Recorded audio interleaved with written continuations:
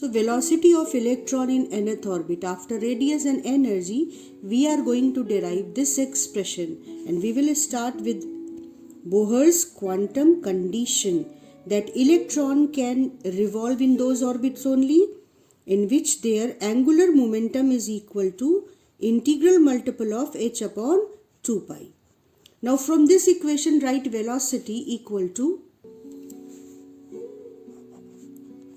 nh upon 2 pi m into r, mass of electron into radius of that orbit in which electron is revolving. So now substitute the value of radius, n h upon 2 pi mass of electron, and radius. Now remember the expression n square ऊपर z नीचे and then h square epsilon naught upon, याद है, पाई मी square. इसी तरह तो याद कर रहे थे हम. ऊपर ले जाते हैं डिनोमिनेटर के डिनोमिनेटर को और देखते हैं कि क्या कुछ कैंसिल हो सकता है. N square h square epsilon naught यही रहेगा और z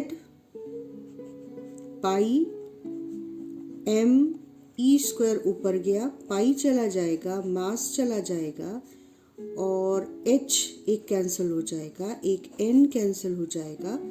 तो हमारे पास काफ़ी सिंपल एक्सप्रेशन आएगा. z अपॉन n अलग कर लेते हैं क्योंकि यही वो टर्म है जो हमारे डिफरेंट न्यूमेरिकल्स में अलग अलग होगा. तो z अपॉन n को अलग कर लिया और अब हमारे पास यहाँ पर बच रहा है सिर्फ e square upon 2h epsilon naught. इतनी सिंपल एक्सप्रेशन आ गया. ठीक है. तो अब इसमें देखो इलेक्ट्रॉन का charge, Planck's constant, epsilon naught, इन सब की वैल्यू फिक्स है. इनको यहाँ पे सब्स्टिट्यूट कर दो तो हमको यहाँ पर मिल जाएगा 2.18 into 10 to the power 6 metre पर सेकेंड. ये nth ऑर्बिट में इलेक्ट्रॉन की वेलोसिटी है. राइट. तो ये एक्सप्रेशन हम न्यूमेरिकल के लिए याद रखेंगे और ऊपर वाला एक्सप्रेशन हमको याद रहना चाहिए जिससे अगर हम डेरिवेशन कर रहे हो तो हमको पता हो कि फाइनली हमको क्या कैलकुलेट करना है. तो ये सिंपल था. इस पर कुछ क्वेश्चंस आते हैं और कभी कभी इस डेरिवेशन को भी पूछा गया है, लेकिन रेडियस और एनर्जी के एक्सप्रेशंस और उनके न्यूमेरिकल्स बहुत इम्पॉर्टेंट है. वेलोसिटी से कहीं ज़्यादा उन पर बेस्ड क्वेश्चंस पूछे जाते हैं. तो हम इन टर्म्स को हाईलाइट कर लेंगे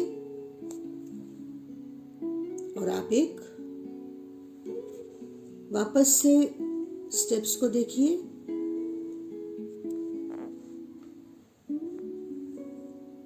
and now we will move some important questions जो बोर्ड में बहुत बार पूछे गए हैं और मेंस और नीट में भी आप उस तरह के क्वेश्चंस कई बार देखेंगे. तो पहला question angular momentum of nth orbit, और हमको पता है कि इसका आंसर है integral multiple of h upon 2 pi. So you can have a question like second orbit का angular momentum. You just have to replace n by 2. Is it clear? Next question is momentum of electron in nth orbit, and n can be 2, 3, 4 और first orbit even. तो आपको momentum के लिए केवल mass of electron को velocity of electron in nth orbit से multiply कर देना है. और वेलोसिटी ऑफ nth ऑर्बिट हमको पता है कितनी होती है, mass into velocity of electron in nth orbit is z upon n into 2.18 into 10 to the power 6 meter per second. So just substitute the value of m and whatever condition is given in the numerical, right? This will be your answer for momentum of electron in nth orbit. Next is current due to revolution of electron in nth orbit. Now current is nothing but charge flowing divided by the time during which that charge is flowing. तो हम time period लेंगे कि एक पूरा revolution में जो time लगता है वो उससे चार्ज को डिवाइड कर रहे हैं. तो चार्ज एक रेवोल्यूशन में कितना चार्ज सर्कुलेट कर जाता है ऑर्बिट में? इलेक्ट्रॉन का चार्ज. और टाइम पीरियड कैसे निकालेंगे? ऑर्बिट की periphery 2 pi and radius of nth orbit divided by velocity with which that distance is traveled, that is velocity of electron in nth orbit.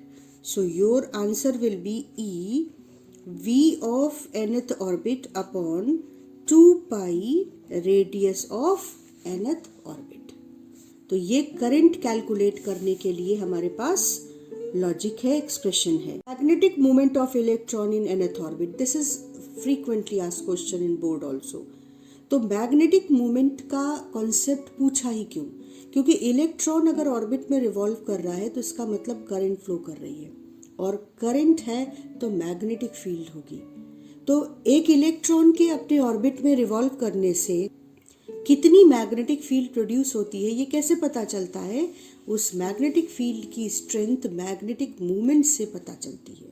या ये जो इलेक्ट्रॉन रिवॉल्व कर रहा है इसकी वजह से जो एक छोटा सा मैग्नेट स्टैब्लिश हो रहा है एटम के अंदर, उस मैग्नेट की स्ट्रेंथ इस मैग्नेटिक मूवमेंट से पता चलती है.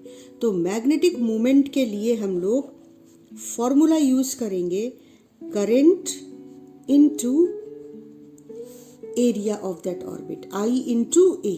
ठीक है ना, यही है मैग्नेटिक मूवमेंट का फॉर्मूला. एक चार्ज करंट कैरिंग कॉइल के मैग्नेटिक मूवमेंट का फॉर्मूला यही है, और अगर n टर्न्स है तो NIA कर देते थे. अब करंट हमने अभी सीखा कैसे होता है. चार्ज जो फ्लो कर रहा है upon time period of 1 revolution, and then area is simply pi r square. अब टाइम पीरियड की जगह पर आप क्या लिखोगे? Periphery of the radius of the orbit divided by velocity of electron in nth orbit, और उसके साथ nth ऑर्बिट का पाई आर स्क्वायर, और r किसकी है? nth ऑर्बिट की है. तो अब जो कैंसिल हो रहा है उसको कैंसिल करके हम देखते हैं कि हमारे पास क्या एक्सप्रेशन आता है. And the expression is E V of nth orbit जिसकी बात कर रहे हैं, r of nth orbit by 2. ये काफ़ी इम्पॉर्टेंट एक्सप्रेशन है. मॉडर्न फिजिक्स में ये बहुत इम्पॉर्टेंट एक्सप्रेशन है. इससे कई क्वेश्चंस आपको मिलेंगे एग्जाम्स में. अब इसी कॉन्सेप्ट को आगे बढ़ाएं तो देखो, हमें पता है कि एक इलेक्ट्रॉन रिवॉल्व करके करंट स्टैब्लिश करता है और वो इंटर्न मैग्नेटिक फील्ड स्टैब्लिश करती है. तो अब एक बेसिक क्वेश्चन पूछा जा सकता है कि इलेक्ट्रॉन ऑर्बिट में रिवॉल्व कर रहा है, सेंटर पे मैग्नेटिक फील्ड बताओ. तो मैग्नेटिक फील्ड हम कैसे कैलकुलेट करते हैं करंट कैरिंग कॉइल की? Magnetic field current carrying coil के सेंटर पर होती है mu not I upon 2R. तो करंट कितनी हम कैलकुलेट कर रहे हैं? Mu naught charge flowing in time period T और 2 साथ में, और radius of orbit, radius of nth orbit that is RN. और टाइम पीरियड कैसे कैलकुलेट कर रहे हैं? Mu naught E upon time period is 2 pi RN upon V, जो ऊपर चला जाएगा nth ऑर्बिट में V वेलोसिटी से इलेक्ट्रॉन रिवॉल्व कर रहा है, और RN. तो सिंप्लीफाई होकर हमारा एक्सप्रेशन आता है mu naught E V to the power n upon 4 pi RN square. तो ये है magnetic field at the centre of the electron due to electron's motion in the orbit. अब क्वेश्चन पूछा जाता है कि अगर इलेक्ट्रॉन रिवॉल्व कर रहा है और ऐसे एटम को अगर आप एक्सटर्नल फील्ड में रख देते हो तो कितना टॉर्क एक्सपीरियंस करता है इलेक्ट्रॉन? तो ऑब्वियसली करंट कैरिंग कॉइल कितना टॉर्क एक्सपीरियंस करती है, या मैग्नेटिक डाइपोल कितना टॉर्क एक्सपीरियंस करता है? That torque is given by dipole movement और magnetic movement into magnetic field into sine theta. where theta is angle between dipole moment and field. तो अब डाइपोल मोमेंट अभी अभी हमने कैलकुलेट किया था, कितना आया था? That was EV/R/2। और मैग्नेटिक फील्ड सेंटर पर कितनी मैग्नेटिक फील्ड जो भी एग्जिस्ट कर रही है जिसमें ये एटम रखा गया है वो गिवन होगी, और साइन थीटा वैल्यू सब्स्टिट्यूट करके हम टॉर्क एक्सपीरियंस कैलकुलेट कर सकते हैं। और अब एक और important discussion, when electron transits from one energy state to another energy state, तब हमको कितनी एनर्जी रेडिएट हुई है कैलकुलेट करने की ज़रूरत पड़ती है। बहुत ज़्यादा पूछा जाने वाला एक ये भी टॉपिक है। तो तब हमको अपनी एनर्जी एक्सप्रेशन को एक खास फॉर्मेट में यूज़ करना होता है, या जब हम स्पेक्ट्रम पढ़ेंगे तो हमें एनर्जी के उस खास फॉर्मेट की ज़रूरत पड़ेगी। तो हम nth ऑर्बिट के एनर्जी को एक बार फिर से ऑब्जर्व करेंगे। क्या आ रहा था? Z²/n², ये अलग था me4, है ना। फॉर्मूला याद करो, कैसे हम याद कर रहे थे? 8 और फिर सब स्क्वायर ε0² h²। ये था हमारा nth ऑर्बिट का एनर्जी, और साथ में माइनस साइन था because the system was stable. Just recall it, system stable था, अट्रैक्शन फोर्स से बाउंड था इलेक्ट्रॉन न्यूक्लियस का सिस्टम, तो एनर्जी जो है वो निगेटिव लिख रही थी। ये निगेटिव साइन का सिग्निफिकेंस था। अब हम क्या करेंगे, ध्यान से देखो, HC से मल्टीप्लाई करेंगे और HC से डिवाइड करेंगे, क्योंकि हमें एक खास फॉर्मेट में इस एनर्जी एक्सप्रेशन को मॉडिफाई करना है। इसके बाद ये जो HC है ये यहाँ पर -Z²/n² me4 से ही हम इसको बार बार रिपीट करेंगे, क्योंकि हमको ये एनर्जी का एक्सप्रेशन भी याद करना है।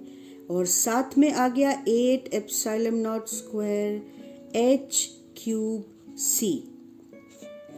और ये HC अलग लिखा रहने दो, ठीक। अब इस टर्म को ध्यान से देखो,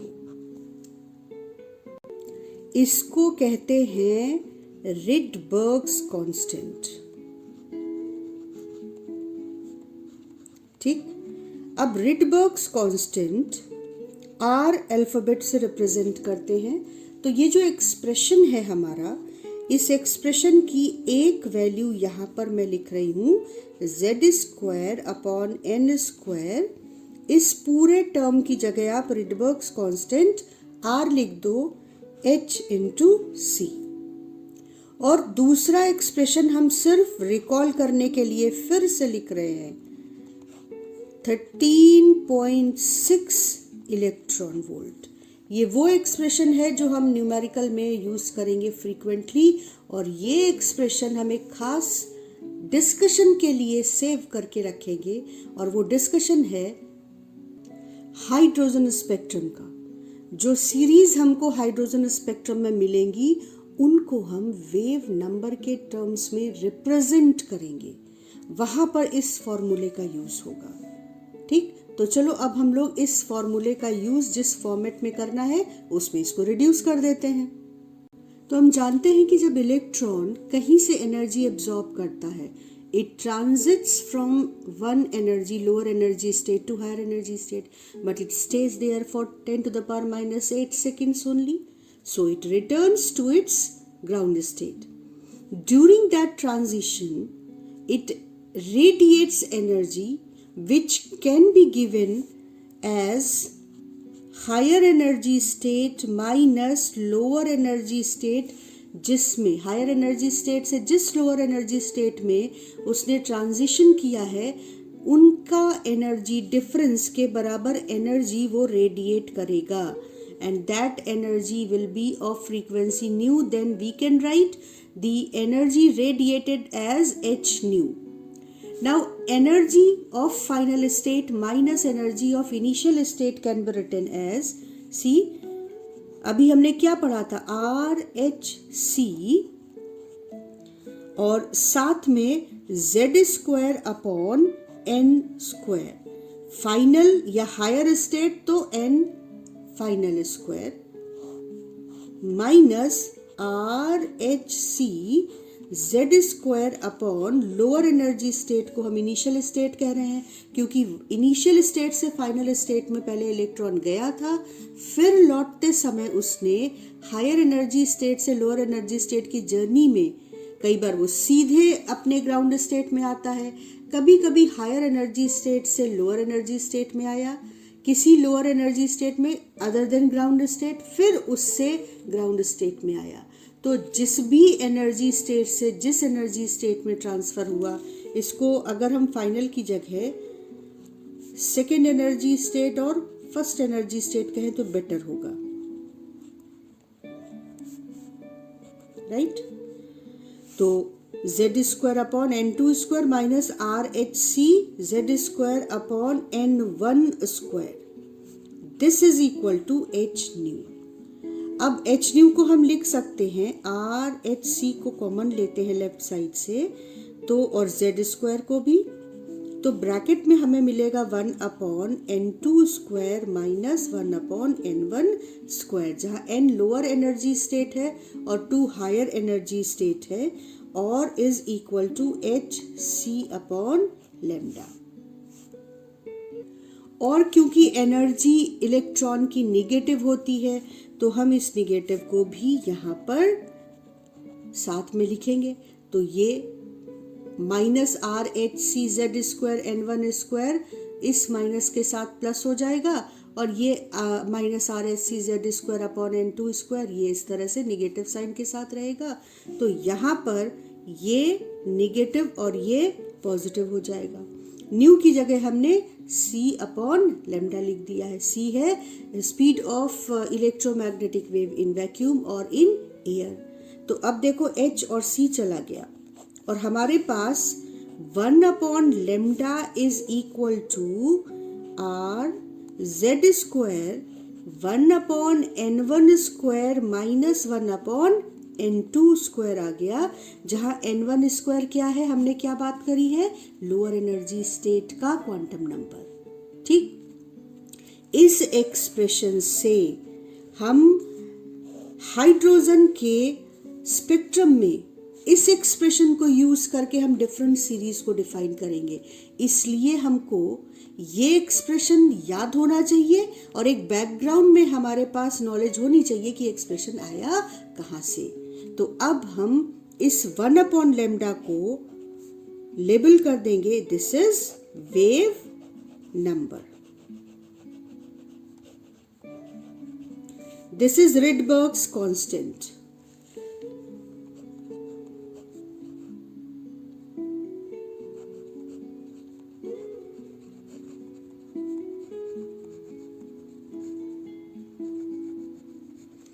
N1 को हम ध्यान रखेंगे कि लोअर एनर्जी स्टेट है,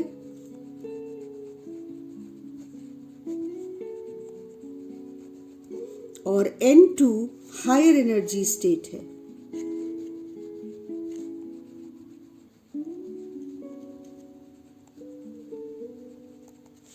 और Z है एटॉमिक नंबर।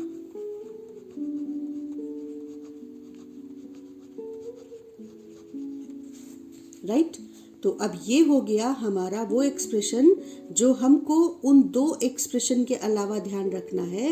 एनर्जी का जो एक्सप्रेशन हम बार बार यूज करेंगे न्यूमेरिकल्स में, that is simple, that is Z square upon n square 13.6 electron volt with a negative sign. ठीक है, और एनर्जी का एक एक्सप्रेशन जो हम डिराइव करके लाते हैं और डेरिवेशन के समय हमको केवल यूज करना होता है, लेकिन इस एक्सप्रेशन को भी हमें याद करना पड़ेगा क्योंकि हमको ये सीरीज जो हाइड्रोजन स्पेक्ट्रम में मिलेंगी वो हमको इसी के टर्म्स में एक्सप्रेस करनी पड़ेंगी, रिप्रेजेंट करनी पड़ेंगी। तो अब ये कहाँ से आया उसका आइडिया लगाते हुए हम इस एक्सप्रेशन को भी हाईलाइट करेंगे क्योंकि ये हमको याद रखना पड़ेगा।